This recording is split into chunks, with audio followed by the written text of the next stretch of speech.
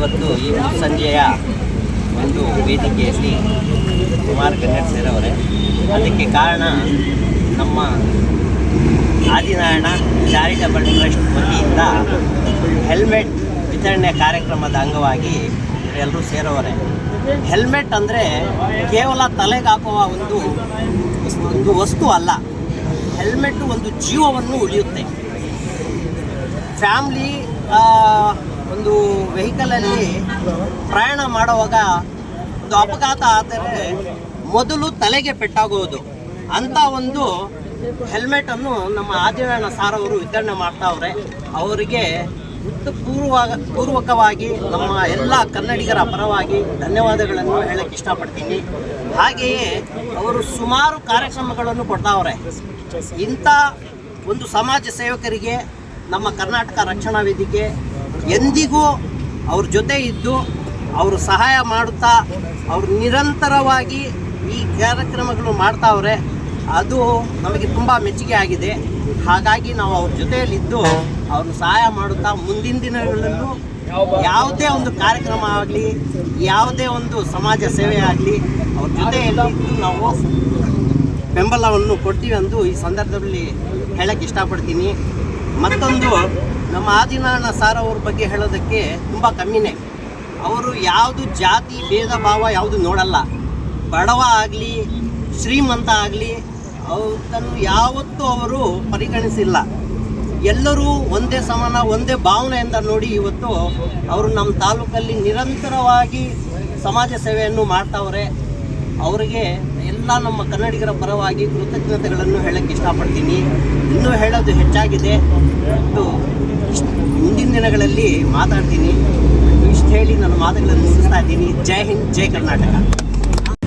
ಮುಳಬಾಗಿಲಿನ ಸಮಸ್ತ ನಾಗರಿಕರಿಗೆ ನಮಸ್ಕಾರಗಳು. ಇವತ್ತಿನ ದಿವಸ ನಮ್ಮ ಮುಳಬಾಗಿಲು ತಾಲೂಕಿನಲ್ಲೇ ನಾಳೆ 4/2/2026 ಬುಧವಾರ ಒಂದು ವಿಶಿಷ್ಟವಾದಂತಹ ದಿನ. ಕಾರಣ ಏನಪ್ಪ ಅಂದರೆ, ಈಗಾಗಲೇ ತಮ್ಮೆಲ್ಲರಿಗೂ ಮಾಧ್ಯಮಗಳ ಮೂಲಕ ಹಾಗೂ ಜಾಹೀರಾತುಗಳ ಮೂಲಕ ವಿಷಯ ಗೊತ್ತಿರುತ್ತೆ. ಶ್ರೀ ಆದಿನಾರಾಯಣ ಚಾರಿಟಬಲ್ ಟ್ರಸ್ಟ್ ವತಿಯಿಂದ ಪಕ್ಷಾತೀತವಾಗಿ ಯಾವುದೇ ಒಂದು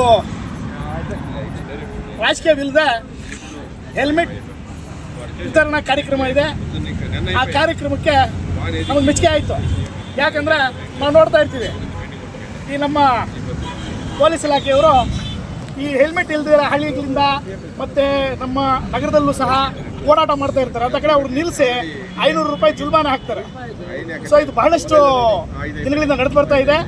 ಆದ್ದರಿಂದ ನಮ್ಮ ಶ್ರೀ ಆದಿನಾರಾಯಣರವರು ಅವರ ಒಂದು ಶ್ರೀ ಆದಿನಾರಾಯಣ ಚಾರಿಟಬಲ್ ಟ್ರಸ್ಟ್ ವತಿಯಿಂದ ಈ ಒಂದು ಎಲ್ರಿಗೂ ನಮ್ಮ ತಾಲೂಕಿನಲ್ಲಿ ಯಾರು ದಂಡ ಕಟ್ಟಬಾರ್ದು, ಎಲ್ರಿಗೂ ಅವರ ಒಂದು ಗಾಡಿ ಮತ್ತು ಬಾಡಿ ಎರಡೂ ಕ್ಷೇಮವಾಗಿರಬೇಕು ಅಂತ ಹೇಳ್ಬಿಟ್ಟು ಅವತ್ತೊಂದು ದೃಷ್ಟಿ ಇಟ್ಕೊಂಡು ಒಂದು ಉಚಿತವಾಗಿ ನಮ್ಮ ಮುಳಬಾಗಿಲಿನ ಸಮಸ್ತ ನಾಗರಿಕರಿಗೆ, ಇದರಲ್ಲಿ ಯಾವುದೇ ಪಕ್ಷಭೇದ ಇಲ್ಲ, ಯಾವುದೇ ರಾಜಕೀಯ ಇಲ್ಲ, ಜಾತಿ ಭೇದ ಇಲ್ಲ, ಎಲ್ಲರೂ ಸಹ ಮುಳಬಾಗಿಲಿನ ಎಲ್ಲರೂ ಅಣ್ಣ ತಮ್ಮಂದರು ಅಕ್ಕ ತಂಗಿದ್ರು ಯಾರು ದ್ವಿಚಕ್ರ ವಾಹನ ಹೊಂದಿದಾರೋ ಅವರು ಬಂದು ಯಾವುದೇ ಇಲ್ಲೇ ಕಂಡೀಷನ್ ಅಪ್ಲೈ ಇಲ್ಲ, ಎಲ್ಲರೂ ಸಹ.